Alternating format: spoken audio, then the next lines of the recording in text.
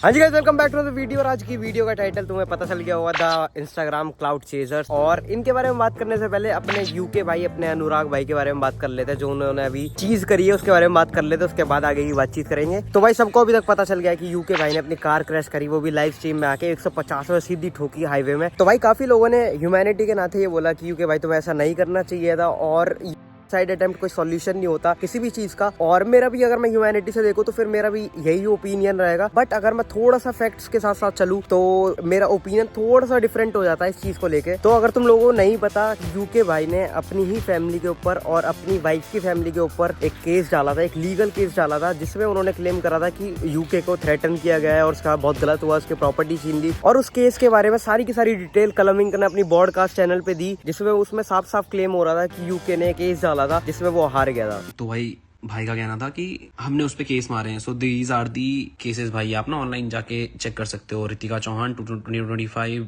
ये सब आप चेक कर सकते हो। So these are the domestic violence act जो मेरे पे लगाया है भाई। देख रहे हो आप, Ritika Chauhan Doval versus Atul Doval and others. This is the proof भाई कि इन्होंने हम पे एक फेक केस मारा था। दिस इज लीगल गाइज ना। अब आप ये मत कहना कोर्ट भी बिक गया, ये ऑर्डर है भाई इस चीज का ना। मेन पढ़ा देता हूँ कि अद्वातिकता द्वारा प्रस्तुत मामले में कोर कार्यवाही ना करने तथा उसके वापस लेने का कथन किया गया था। कोई प्रूफ इनसे नहीं दिए गए। डोमेस्टिक वायलेंस, दहेज, ये आप पढ़ भी लेना किस चीज का है। दहेज का है, डोमेस्टिक वायलेंस का है, प्रॉपर्टी का है। जो ये कह रहा है ना घुसने नहीं दिया था उस रात घर पे, उस चीज का भी इस पे है। तो इन्होंने प्रूफ नहीं दिए थे और रितिका ने ये केस वापस ले लिया है गाइस। तो ये हम लीगली भी जीत चुके हैं।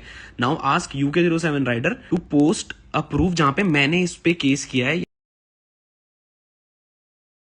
उसके बाद यूके ने अपनी एक वीडियो बनाई, उसके अंदर जो उस केस के बारे में बात हुई थी वही सारी की सारी बातें उसने अपने वीडियो के अंदर डाली। और उस वीडियो के बाद तुम्हें पता ही है क्या हुआ है। तो यूके ने जब अब ये गलत स्टेप उठा ही लिया, उसके बाद यूके की फैमिली और उसके भाई को इतनी ज्यादा हेट मिली है, इतनी ज्यादा हेट मिली है, जिस हेट का मेरे को कोई लॉजिक फील नहीं होता। अगर हम थोड़ा फैक्ट्स वे में चले तो कलमिंग जो यूके का ब्रदर है, उसने सारे के सारे फैक्ट्स प्लस प्रूफ्स सारे के सारे अपने ब्रॉडकास्ट चैनल पे डाले, और उसके बाद भी उसको इतना ज्यादा हेट मिल रहा है जस्ट बिकॉज क्योंकि यूके ने अपना एक्सीडेंट करा और उसके बाद लोगों को उसको लेके सिंपैथी आ गई। तो भाई इस पॉइंट के ऊपर कोई बात नहीं कर रहा, बट मेरे को ऐसा फील हुआ कि भाई उसकी फैमिली को बहुत ही गलत हेट मिल रहा है। और तुम मुझे खुद एक सिंपल सी चीज बताना कि उसकी फैमिली ने उसको गलत प्रूफ कर दिया, उसके भाई ने उसको गलत प्रूफ कर दिया, उसकी वाइफ ने उसको गलत प्रूफ कर दिया, उसके दोस्तों ने उसको गलत प्रूफ कर दिया, उसकी वाइफ की जो फैमिली है उसने भी उसको गलत प्रूफ कर दिया। तो अब सारे के सारे गलत होके और यूके सही कैसे हो सकता है, मेरे को खुद बताओ। और उसके पूरी फैमिली ने प्रूफ दिखाए हैं सारे के सारे कि भाई यूके गलत है, गलत है, और यूके ने कोई प्रूफ्स नहीं दिए उस चीज के भाई। तो भाई इस चीज को समझो कि हर चीज सिंपैथी देना नहीं होता, सिंपैथी भी एक लिमिट तक दी जाती है। अगर यही स्टेप यूके की फैमिली उठा लेती तब क्या करते तुम। और अब थोड़ी सी एक फैक्ट की बात बताऊंगा तुम लोगों को। यूके की सारी फैमिली उसके खिलाफ हो गई, उसके सारे के सारे दोस्त उसके खिलाफ हो गए, उसकी वाइफ उसके खिलाफ हो गई। तो भाई उसके पास कोई ऑप्शन बचा नहीं था, क्योंकि यूके खुद गलत था भाई। इस चीज को समझो तुम, यूके खुद गलत था, तो उसके बाद उसके पास कोई ऑप्शन बच ही नहीं रहा था, क्योंकि उसके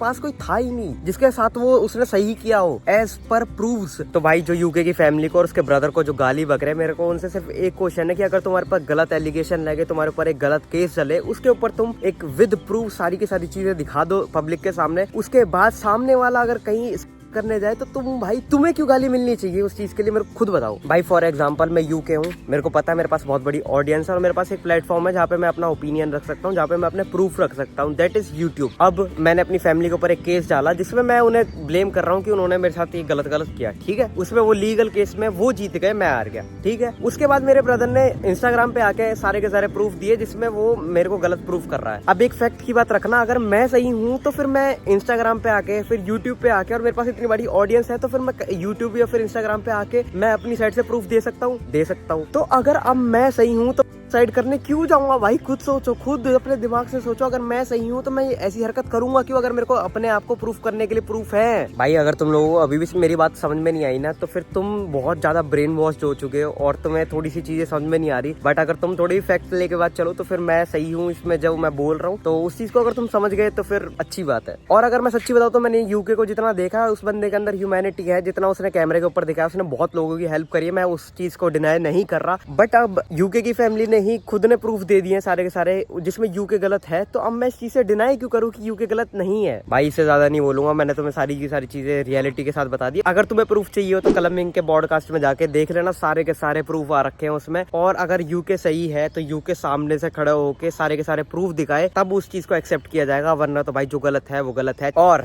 अब आते हैं अपने मेन टाइटल के ऊपर, the cloud chasers of Instagram.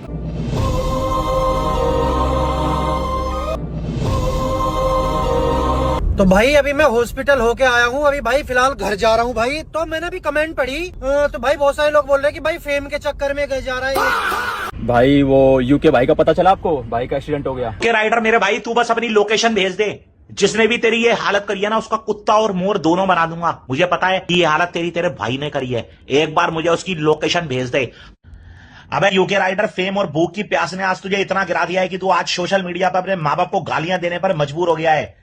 मेरे भाई, माँ बाप के पैरों में जन्नत होती है और अभी भी वक्त है कि अपने माँ बाप के पैरों में गिर के उनसे माफी मांग ले, अपने परिवार वालों से।